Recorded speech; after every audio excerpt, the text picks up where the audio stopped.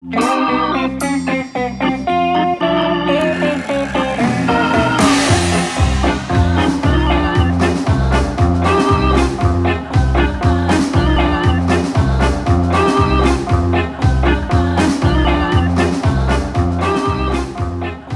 welcome to this DTO video that I'm making with my co-author Barry Carter. DTO is one of the more powerful tools out there. It basically spits out situations, and you can decide which situations you want to look at, say big blind versus button or whatever. And then it asks you what you would do on each street. Random flop, random hand, facing random action from the opponent. What do you do? Its solutions are always GTO, which means it wants you to play GTO and you're playing against somebody who is playing GTO. It's a really powerful way to learn GTO strategy, essentially by repetition. You keep repeating the same spot over and over again. And after a while, you start to develop your own intuition about, in these types of boards, we always bet. On these types of boards, we always check. In these types of situations, we have a hand which looks like a good check raise. But I think the great thing about DTO is the fact you can literally play it anywhere. You can play it. Barry's going to be playing it on his computer, and we're going to be talking about that. But you can also play it on your iPad or on your phone, so it can be on the move. You can do 10 or 15-minute sessions whenever you just have some downtime. So it's a very convenient way to study. You don't have to sort of like set up a big study session. You can just do it anytime you want. And a lot of my students find it very, very useful for that. While they're waiting for a bus or whatever, they can just do a quick 10 or 15 minutes. In this video, Barry's going to play and he's going to ask me questions as we go. If you like DTO and you think that you could learn from it, you can obviously sign up for it at their website. And if you use the promo code CHIPRACE, that's CHIPRACE, all in capital letters, you'll get a 20% discount. So without further ado, over to you, Barry. Thank you, Dara. I'm probably the target audience for this exact kind of video because I really enjoy the app. It's definitely triggered some of the biggest aha moments for me in terms of learning, usually because I ask you why the hell it did something after a spot. But if I'm brutally honest, I don't think I'm using this app to its full potential, particularly reviewing a hand when I make a mistake. So more than anything, I'm hoping not only will you sweat me on the hand in question, but also what you would do when I've gone down a road in the game tree that I shouldn't have, because I tend to just skip ahead to the next hand and go, well, that was stupid, because it does take some unusual lines. I was thinking probably the best thing to do here would be to pick the same spot several times over. And I was thinking the most standard spot we could possibly go for is big blind versus button, just because this comes up so often. And I was thinking 30 big blind effective ranges. I think that's a good range. I think for tournament players, this is the range where we live most of our lives and make most of our decisions.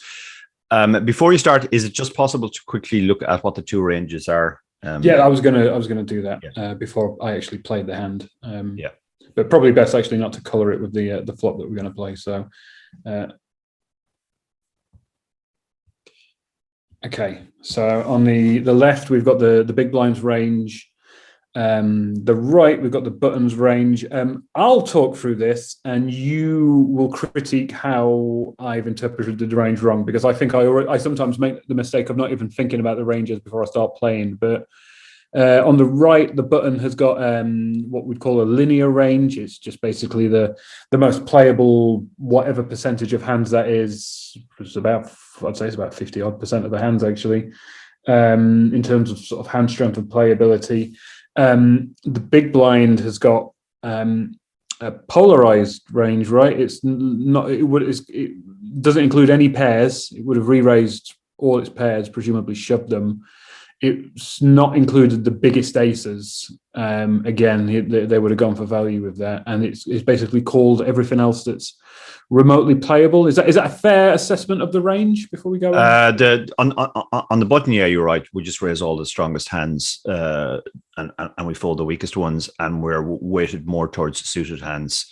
So, for example, we're playing 10-4 suited, but we're not playing 10-7 off. So we have far more suited combos than unsuited combos.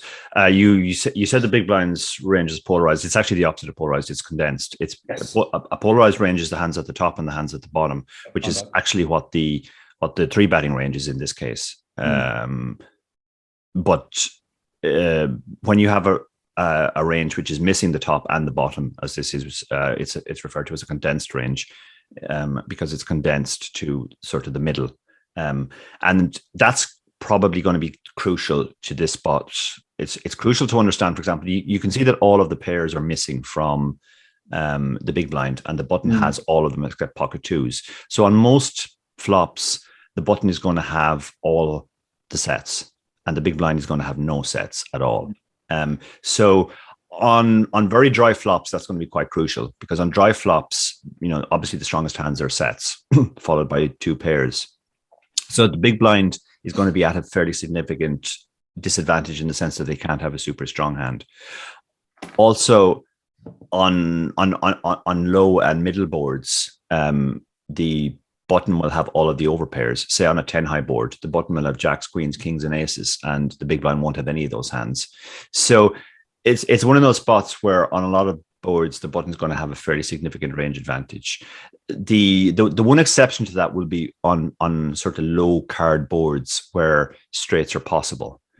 If you consider, for example, if the flop comes 7-4-3, okay, the big blind will now have all of the sets.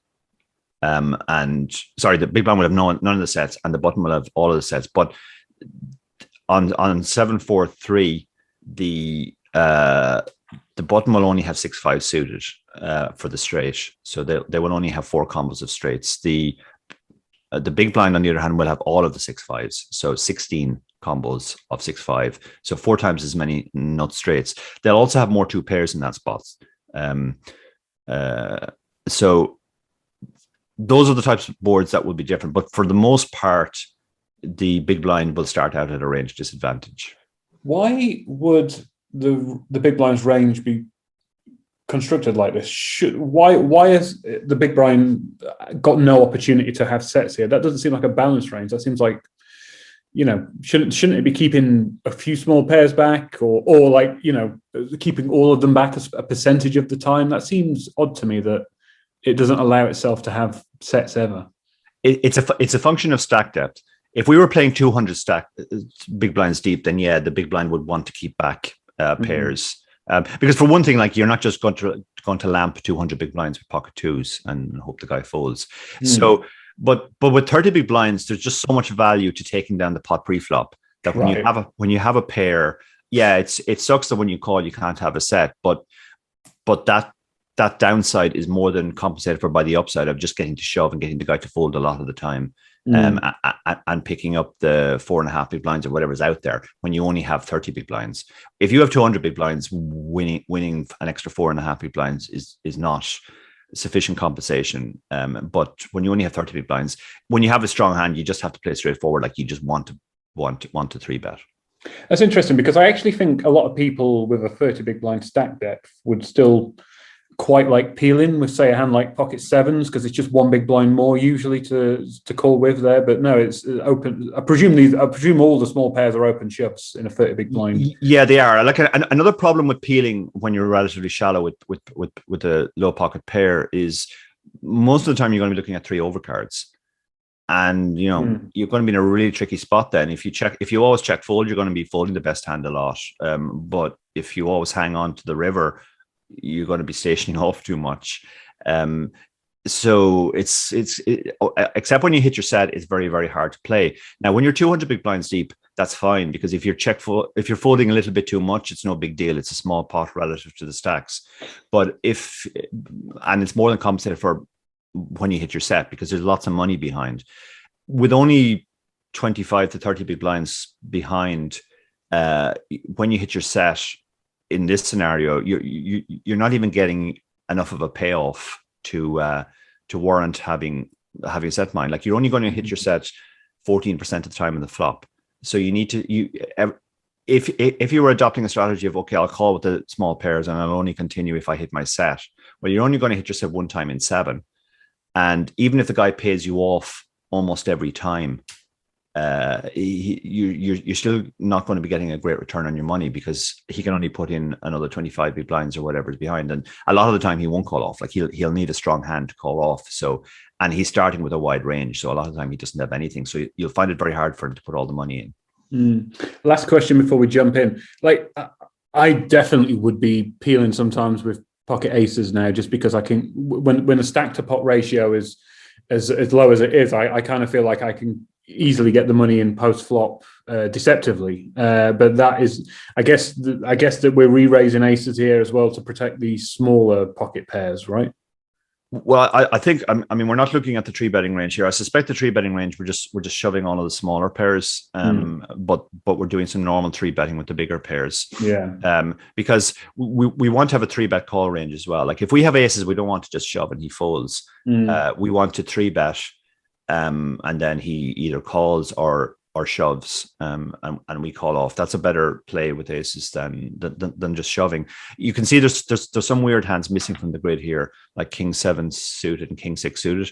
I presume they're used as the 3-bet folds. Yeah, so yeah, bluffs. Yeah. If we 3-bet a normal amount with aces and the guy shoves on us, we're obviously going to snap off. If we 3-bet King 6 suited and he shoves, we can just fold.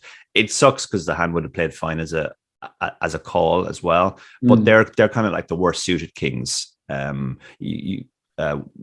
5 to King 2 are actually better peels there, because they hit the wheel more often. And King 8 is somewhat connected. It can make a straight as well. King 7 and King 6 are the worst. That's why they're the ones that are missing. And you can see also some offsuit ace 5 and ace 4. The dark brown means they're mixes, which means they're sometimes called, sometimes raised. Now they will be raised folds as well. Obviously, if the guy opens and we 3-bet ace 5 off and he shoves on us, we're just going to shrug and fold. So we have a well-constructed range in the sense that we have some super strong hands, and then we have some weak hands that have some sort of playability if he calls our 3-bet, have blockers, but if he 4-bets, we don't mind too much having to fold them. Right, cool. Right, let's jump in and play a hand.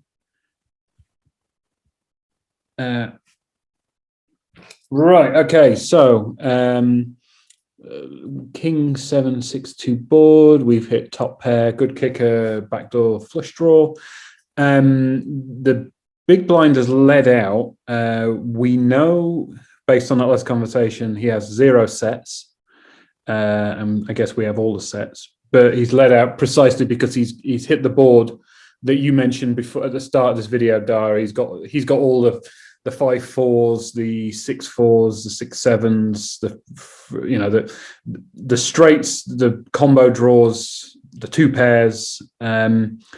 So my instinct then probably, I think raising here would be a big mistake. We're only going to get called by better. We're going to fold out all the bluffs, and I think it's quite safe to call because we can hit a good sort of backdoor sort of hand as well if we're in trouble. So my instinct is going to be to call here. That's obviously really good.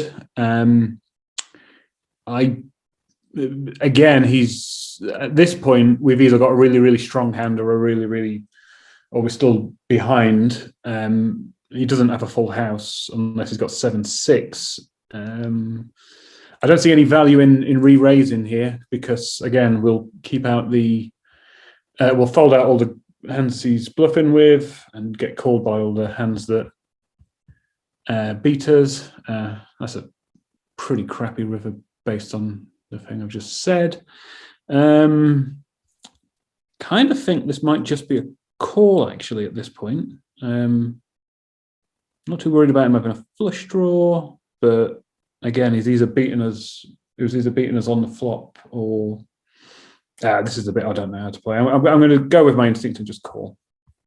Okay, should have re-raised. Yeah, Dara, what was your analysis of my analysis of that hand? Yeah, your analysis was really good onto the river. I think if you click on evaluation, it'll show you and the viewers the exact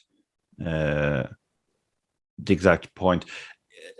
The river's definitely a tricky situation because of, as you said, we think he has either a sort of a fairly strong made hand or a draw, and a lot of the draws seem to get there on the river.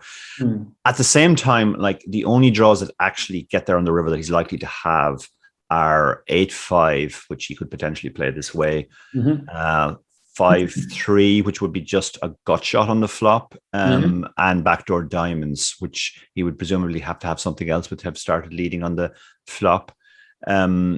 It's one of those situations as well. Like his bet on the river, one thing you didn't pay attention to was just how small his bet was on the river. And he used a blocker bet size. Now, if he had a really strong hand, he would have a polarized range in that situation where he either has a very strong hand or a very weak hand, and he should just go big and shove. So when he uses this size, he is kind of, most of the time, he has to protect his range, obviously, but most of the time he's essentially saying, I have a hand, but it's not super strong. And so he has a condensed range. We have a hand which is very strong against a middling hand, but could be behind a super strong hand. But because of the size he uses on the river, he's kind of saying, I don't have a very, very strong hand. Because if he has a very, very strong hand on the river, he doesn't want to use this size and have you just click call. He loses a lot of value. So he wants to bet big. Your analysis on the flop was very good. And you can see that on the flop, you did call, but raising is okay as well. And in fact, the solver is splitting between calling and raising. The reason why raising is okay on the flop is that even though, again, he's used a small size, he's only used 1/3 pot. And if we never raise this small size, then when he has exactly the type of hand that he has, Jack 6 off, sort of middling pair, he always gets to realize equity. So facing small bets, a useful way to think about it is, what would I do against a check? And if the answer is I would bet, and clearly we would bet our top pair in this spot, then it'll generally be okay to raise against a small bet as well.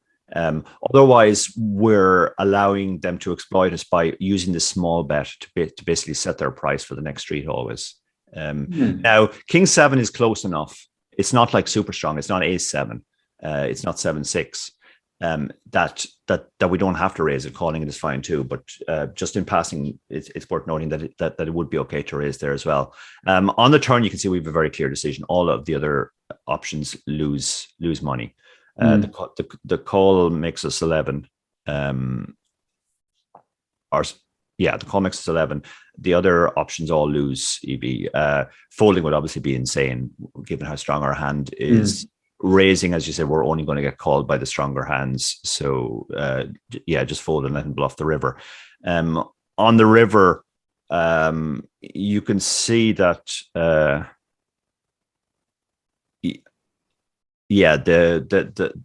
call loses EV compared to the shove, because there are so many hands that can call. Like all of his weaker 7s can call us. Some of his hands, 6-2 is another possible hand he can have, 6-2 suited, and that's been seriously degraded by the river. But he can't use this size and just always fold when we shove. He's going to have to call with some of those hands that have blockers. So the thinking on the river is just we've lost a bit of value. Right. You can use DTO when you've got the full version of DTO. You can actually look at what each hand does in a range. This is the bit where I get lost. It's the evaluation that I'm not using well. So, like, what other things do you look at when you're reviewing a hand like this and you've made an error and you want to know more? So if you flick onto the flop, can you look at the entire range for the flop?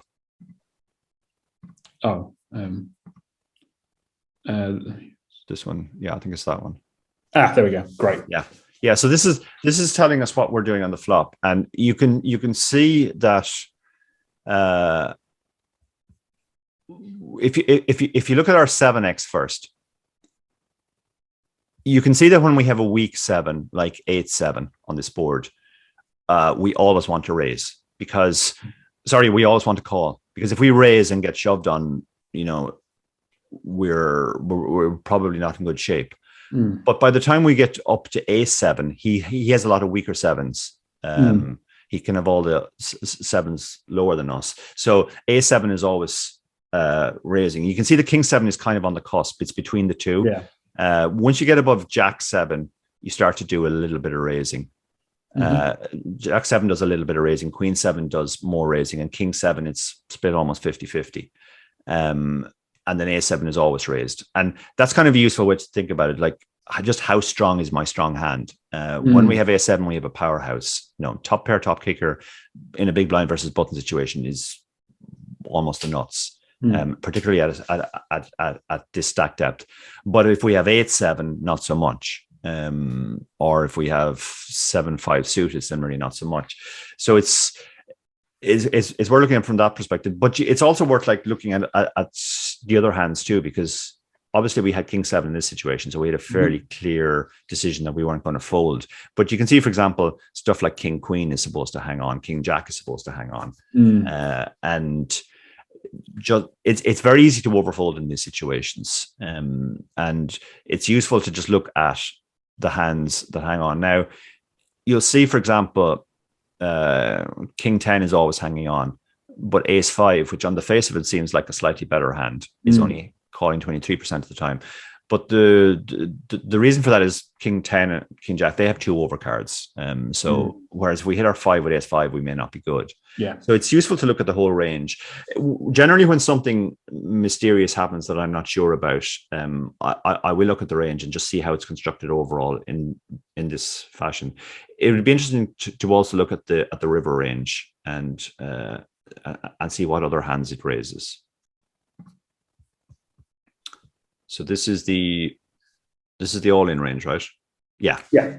So you can see it's decided when it has a 7 in this spot. Are we still on the flop? Yeah, no. That's the river. This is the river. Yeah. Oh, okay. Yeah. It's just slightly confusing because the board isn't. Yeah, it's not. They're not. Yeah. But anyway, okay. So you can see that any 7 is strong enough. Because we have basically trips. It's far less likely that he has a 7 because we can see 3 of them. So any 7 is strong enough to raise for value. Interesting thing is just look at the 6s as well. Yeah, I'm shocked by that actually. Most of the 6s are raising, and again, that's just kind of card removal. We can see 2 of the 7s, so it's less likely he has a 7. So yeah, I mean that's slightly surprising to me, but it does make sense. When we have a 6, it's more likely he has a 2 or 5s, 4s, 3s. Any of those hands, which, well, I guess one of them made a set, but the one that didn't make a set, they can potentially call us as well as some ace highs maybe that he takes this line with. You can see that, for example, it prefers raising hands that block the board rather than hands which are just strong hands. Like look at Jacks, for example. Jacks is only raised half the time. Whereas King 6 is raised 100% of the time. And that's just because when we have Jacks, we're not blocking anything that's on the board. But when we have a 6, it's, he can't have 7-6. Sorry, he can have 7-6, but it's less likely a 7-6, less likely a 6-2, etc., etc. I just want to look at one thing, just because you really opened my eyes with the whole, when he makes a small bet on the flop, it's usually a small sort of hand sort of thing. I want to see. How do I find out? I want to know what his leading out with for a small bet range is. Is that right? Yeah, that's right. Yeah. Oh, that's actually quite a narrow. I guess it's most of his range some of the time. Yeah, you can see it's kind of centered around the 7. When he has a 7, he doesn't want it to go check, so he wants to do a decent amount of leading.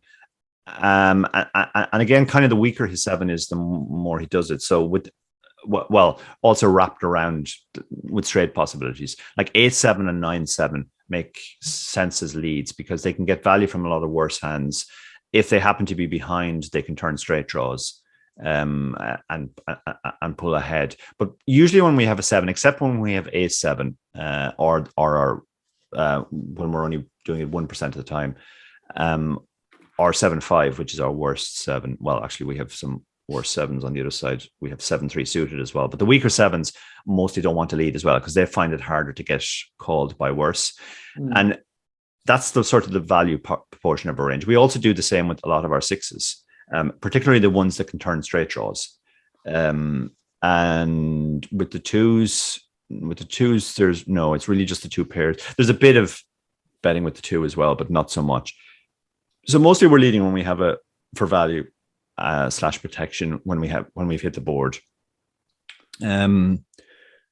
We like, it's worth noting that we have all the 7-6s here, which I believe the other player doesn't have, and we have 7-2 suited, which I think Button is also missing.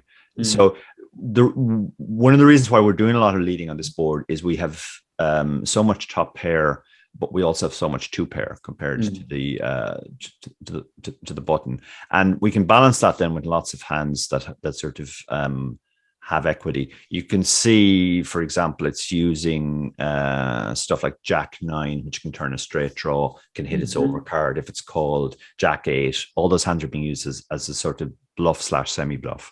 Right. Okay, cool. Right, so let's see if I can completely misapply what you've just taught me to the next hand.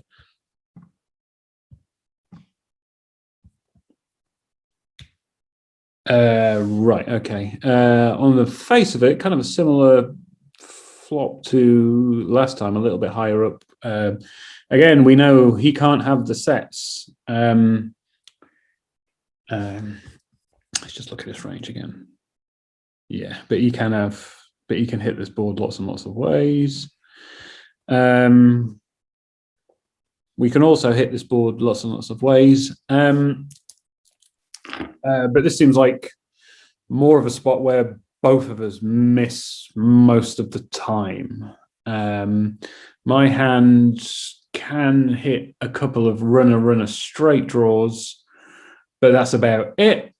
I kind of think ace high will be good quite a bit of the time if it's checked down. Don't particularly think I've got range advantage here, so I'm going to check.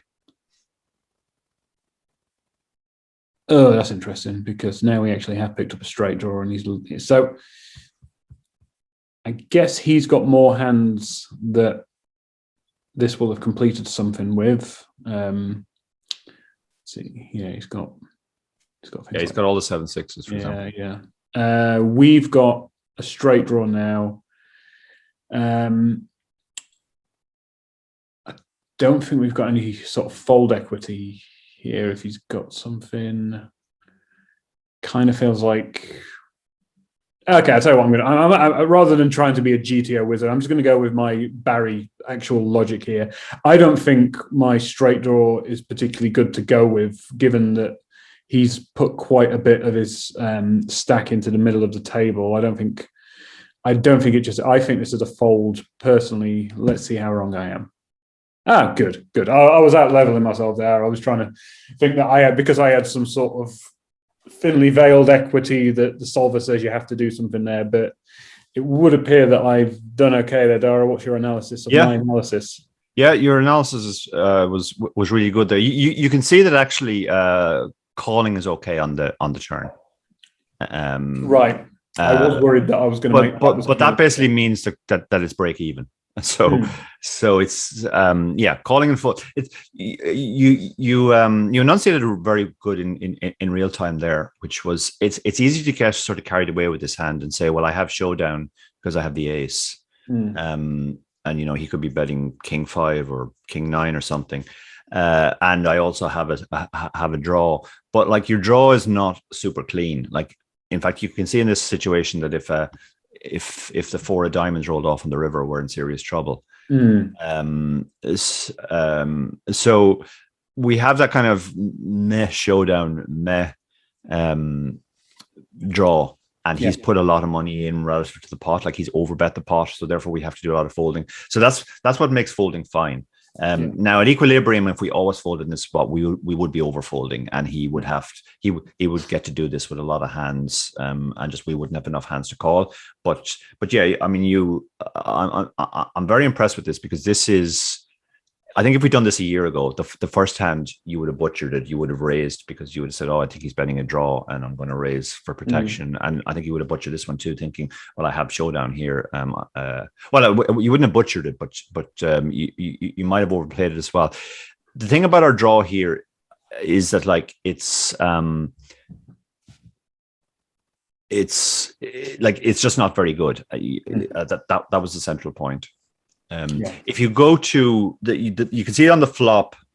We are actually supposed to do some c betting as well, and that's almost always the case in these cases. When you have a hand which has sort of figures to be the best hand right now a lot of the time, but it's not super strong, you usually mix between bets and checks, and it's very easy to get unbalanced in those spots. Like if you always bet those hands, you can see we're actually supposed to check 76% of the time.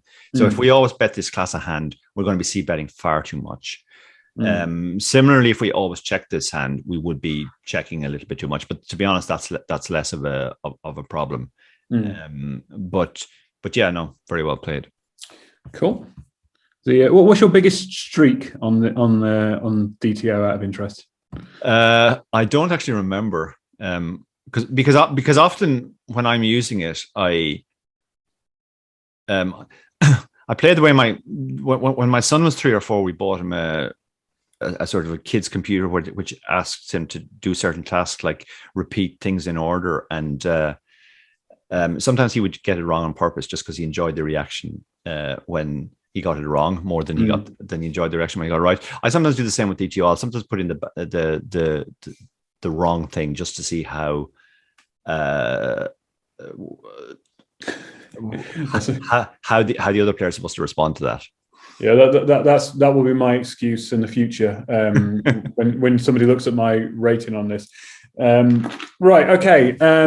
All these hands are very sort of similar. It's always like a kind of a wet, low stroke middle in board. I guess he's checked to us again. Once again, he hits a bunch of this in the middle and misses quite a bit. Kind of the same is true for us, although it's like this is slightly different, because like on the 9-8 board we have all the top two, but on the 8-7 board we don't. Yeah, you beat me to it. I was going to say, like, once it starts sort of going upwards of a 7, it starts hitting us a little bit more. Whereas when it's like 6-3, 6-4, like we're kind of screwed in a spot. Right. So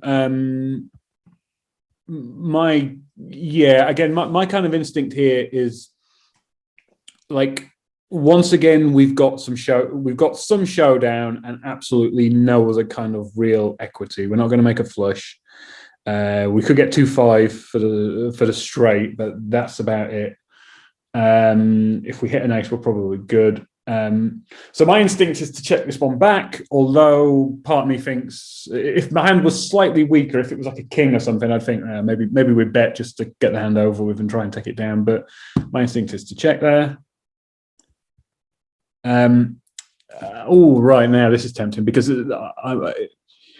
two interesting things. We could hit a 2 now, and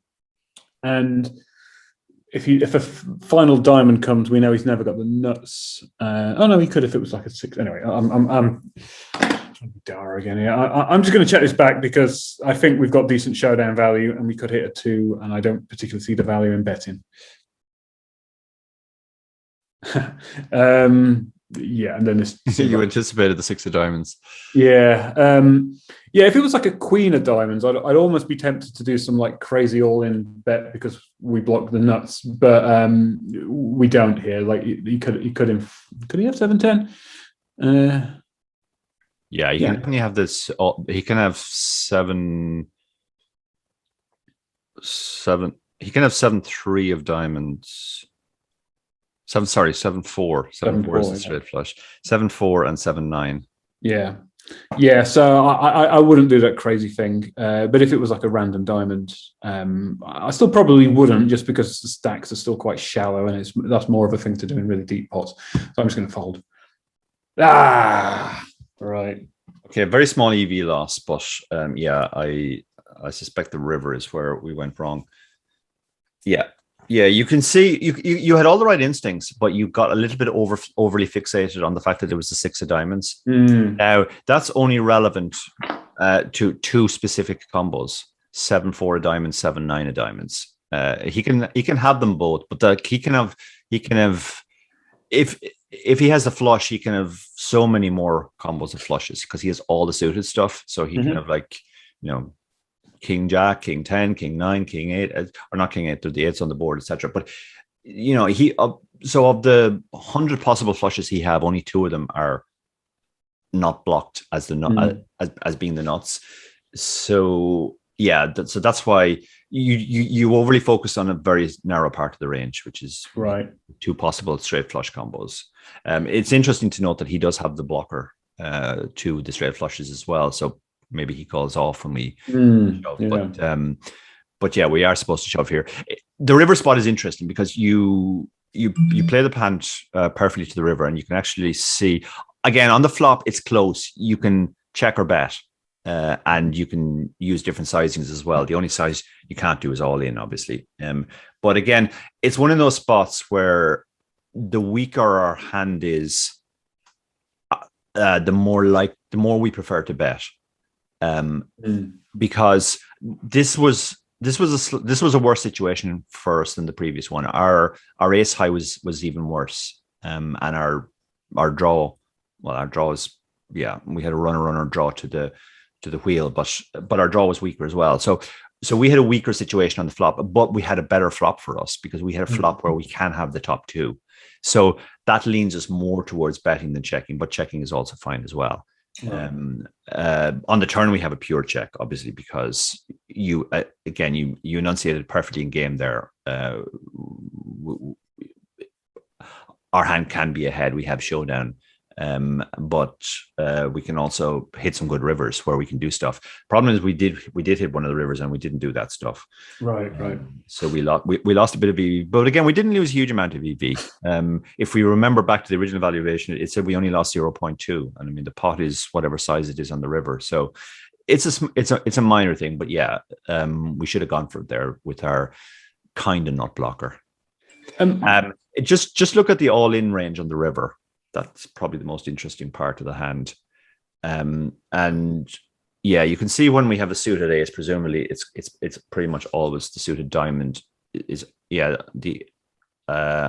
we can call sometimes too, I guess, when we have a hand as strong as ace king. We don't always have to shove, but yeah, we're mostly shoving when we have the ace of diamonds. And look at the kings as well. Maybe the king of diamonds is strong enough. So king, queen suited.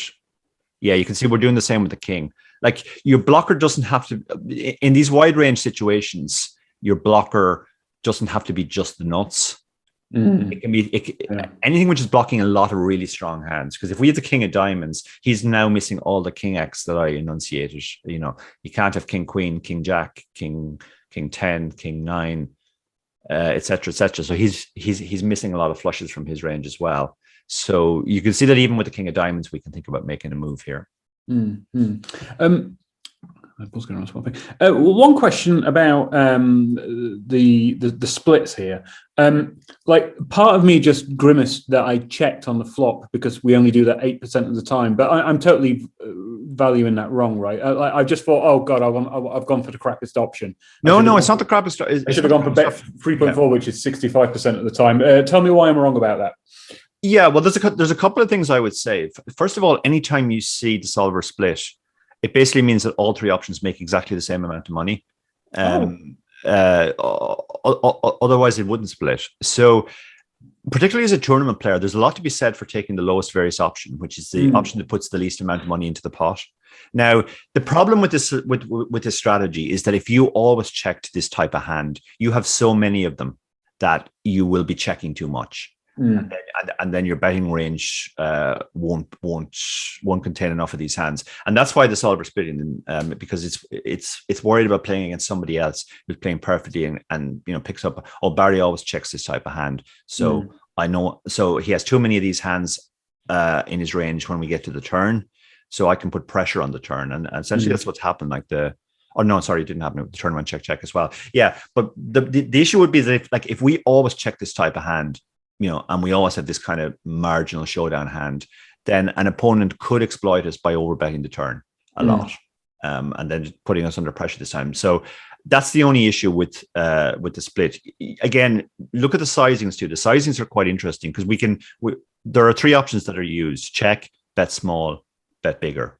And the one that's used the most is the bet bigger, and that's because our hand is kind of it's worse than the previous hand. It's worse than the ace high we had in the previous example. The stronger your hand is, the more you will tend towards checking and less towards betting big. Because if you bet big and he shoves on you, it sucks when you have a very good ace high. But with ace 3, it doesn't suck so much because we fold. It's not great, but we don't mind it as much as if we had a stronger ace high. Yeah, good. Okay, so one thing as well, I would say, like you said, you felt bad because it was only 8%. But as I said, like it basically means the EV of the 3 options is the same, so that's why none of them is a mistake. But also, when you do make a mistake, as you did in this case by not going for it on the river, just look at the amount of how big the mistake is, and it's really not big in this case. It's the EV loss was 0.2 big blinds. So we'd prefer to get it right. But what you should really be looking for in your study is spots where you make really big mistakes, because they're spots that will be very costly. You said 0, but you mean -2 big blinds? No, it wasn't -2. It was 0.2. That was the original valuation. The -2 is some sort of rating that it gives. I'm not exactly sure what the number means, but immediately after we finished, it's their points rating. Okay, yeah. I don't know what points is, but I'm just going to go on EV loss in the future. That's EV loss is a better way to look at it, because that tells us, okay, the pot's 5.7 big blinds. We lost 0.2 big blinds. It'd be better not to lose those, but it's not like we torched 3.5 big blind, 3.5 big blinds. That's good to know. That's very good to know. Okay, let's do another one. Right. Okay. Slightly dry flop this time. Still pretty wet though. Right. Let's look at his range again. He's checked this time. He does have a decent amount of king X. Obviously, he's got suited. He'll have an 8-9 type of hand. He'll also have lots of crap that doesn't get anywhere near it.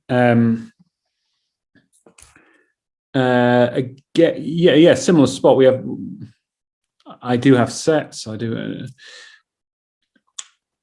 Right, I don't have a great king. What would you call me with that my king is ahead of? I have.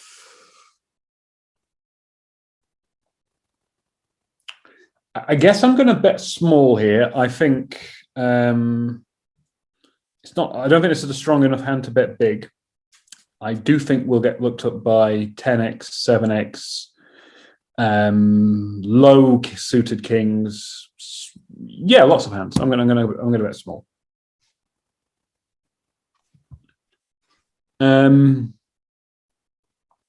Interesting. So obviously only 10x gets there.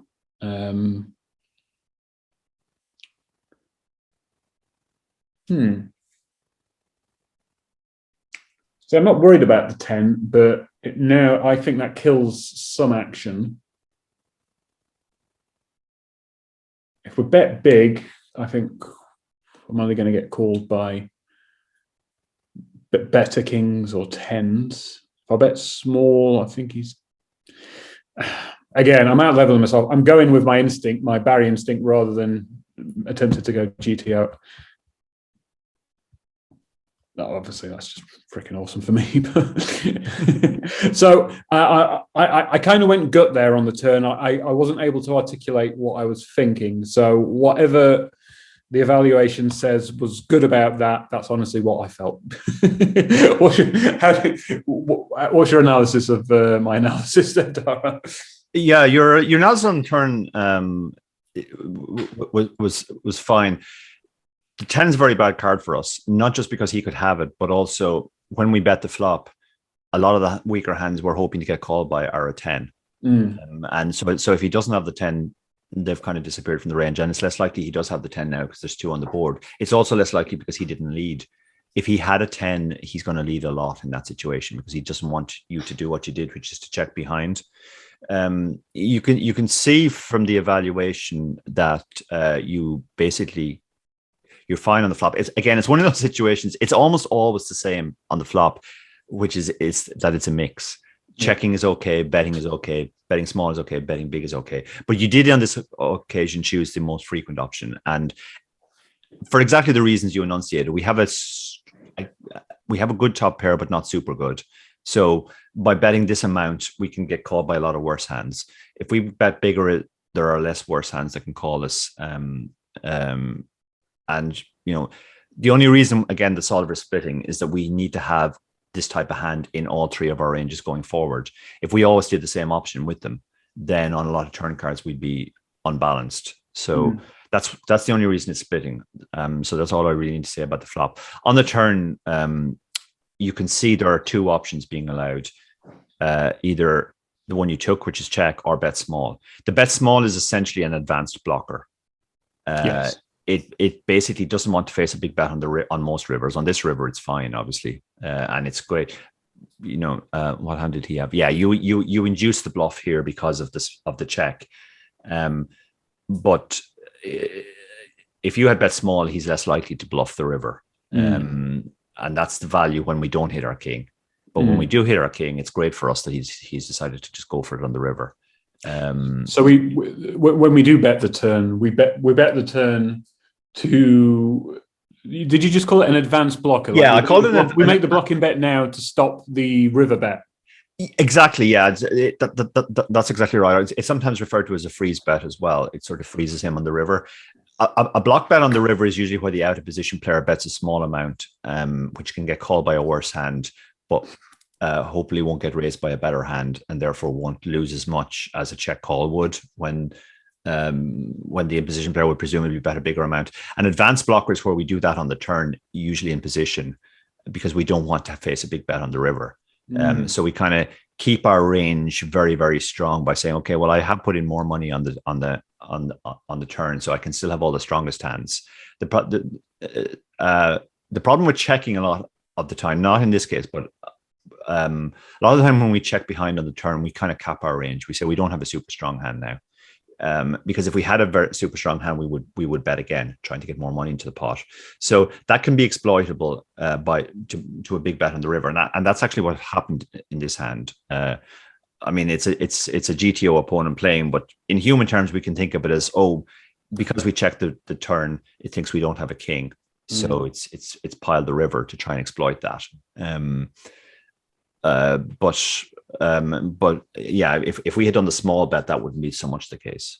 The advanced blocker that you mentioned, that strikes me as something that can only work when you're in position, because if you it can kind of work out of position too. Like there are some spots, there are a lot of spots where, say, the out of position player, the big blind in this case, check calls the flop. In spots where the in position player always bets. So on boards that are very, very good for in position, out of position will always check, and in position will always bet. So then when the flop goes check, bet, call, essentially what's happened is in position's range hasn't been strengthened at all. They still have all of their initial range because they would see bet 100%. But out of position's range has been strengthened considerably because they haven't check folded. They've check called.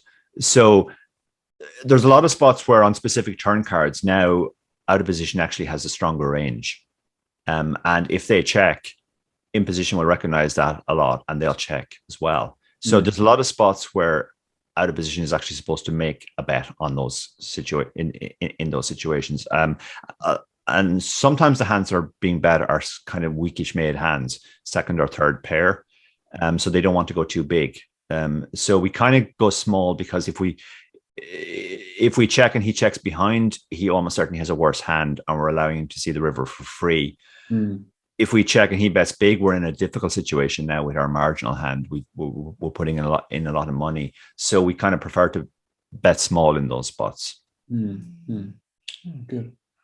Let's do one more, and I feel like a GTO wizard. I got 3 out of 4 right so far.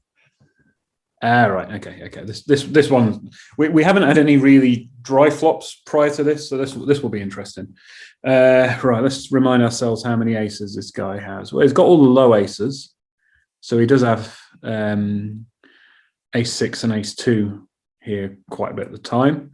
He also completely misses it most of the time. I've got all the aces, obviously. I have all the sets. Okay, this strikes me as a pretty straightforward bet 100% of your range bet, but bet small because he's unlikely to have much of anything. So let's do that.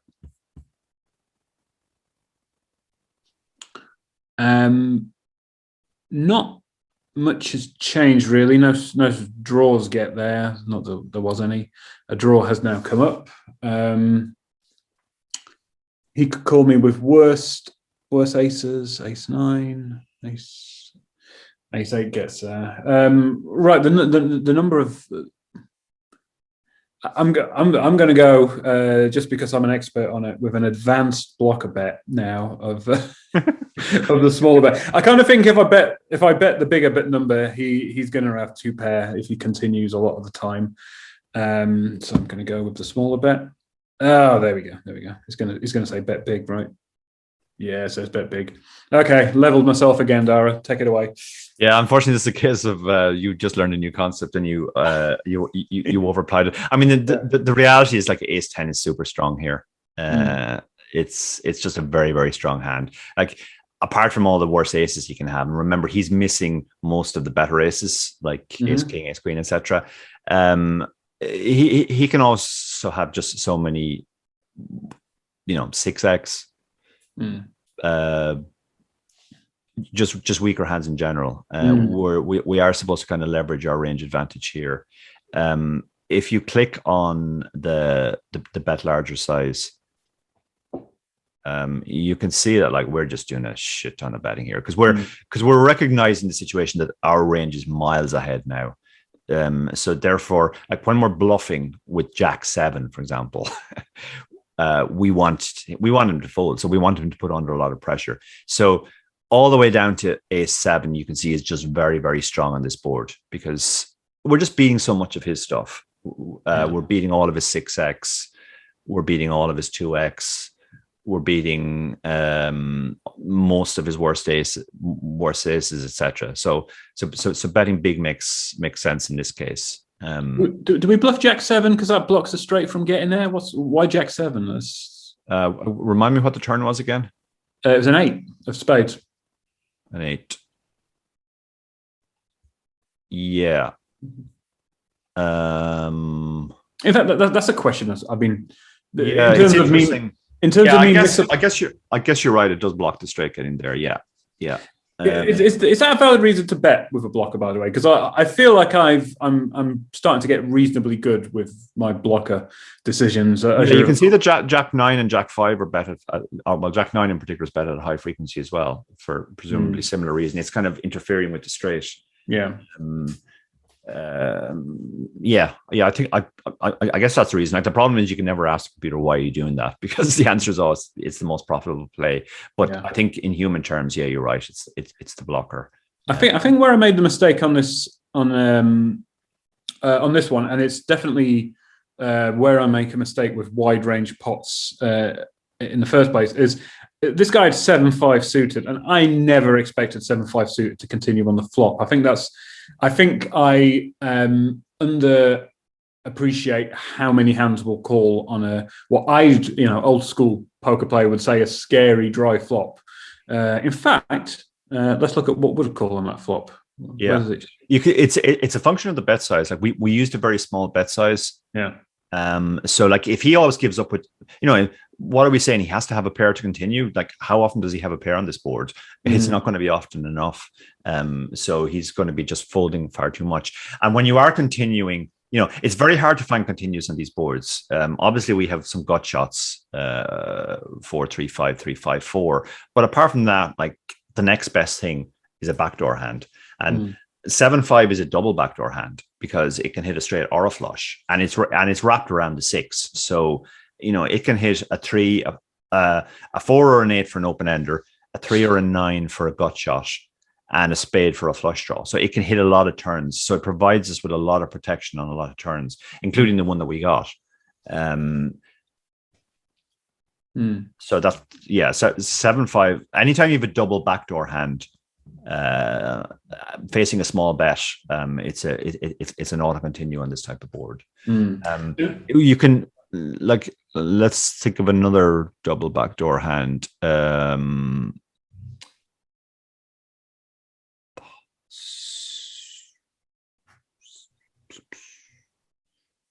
Click on 8-4 of 8-4 suited.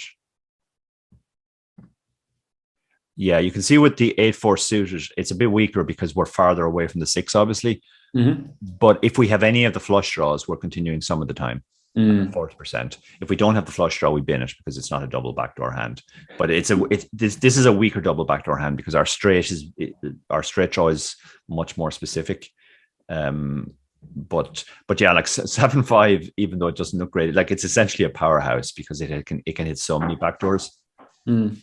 I think this is probably one of the areas where an amateur player like myself, and I suspect the target audience, of this video and our books and that sort of thing, would get confused and alienated a little bit by GTO solvers, because I think a lot of players would be surprised that 8-4 suited is in this range at all. Calling post is in the defending range at all, and then calls on the flop as well. Because if we're talking about a tournament with 30 big blinds, if you've only got 30 big blinds, you want to protect your big blinds. And I think a lot of old school tournament players would be absolutely flummoxed that 8-4 suited is a continue on a board like this, played in the first place. Can you click the call, the C at the top, and see if we can look at the raising range? You can see that 8-4 is also raising when it's not calling. Like, it's always continuing. The 8-4 suited. It either calls or it raises. And again, this is because whereas the 7-5 is the 7-5 is also doing the same. Like, when we have a double backdoor hand, if we don't call, we can raise it. And because we can get immediate folds from worse hands. If you were just betting something like Jack 10, you're going to fold, or Jack 9. But if you call, we can hit a lot of turn cards where we can barrel again. So like these are very, very powerful hands. And you have to kind of realize that it's not just about the current street. It's about the cards that can come on the turn in the river. Anytime you have a hand which can make strong hands by the river in lots of different ways, it's a very powerful hand to have in your range. It's strong enough to call, but you can also turn it into a bluff raise. You can see that the raising portion as well, like it's only the stronger aces that are mostly raising. The weaker ones, ace-5, ace-4, ace-3, they're pretty much just continuing by check calling. But ace-9, ace-8, and ace-7 are strong enough to check raise, and I think that's something a lot of people miss as well. They just tend to check call when they have those types of hands out of position. But again, like, they're very, very strong hands blind on versus button.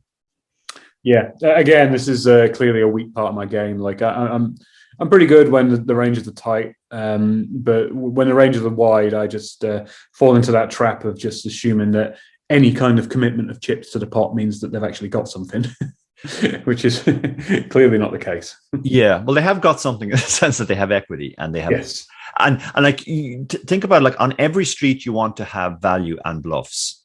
And the value of a hand like 7-5 in this spot is that it can never make a strong hand on the turn, but it can make a very good hand to bluff with.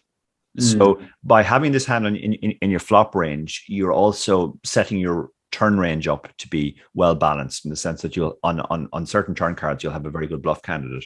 And then because it can hit runner, it can obviously be in your value bet range in the river when you do hit your miracle runner, but it can also potentially make a good bluff on the river.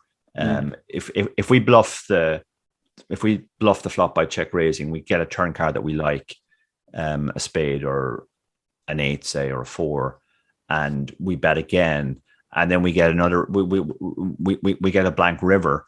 Now we have a hand which definitely makes a decent river bluff candidate because no showdown, but potentially blocks stuff. Yeah.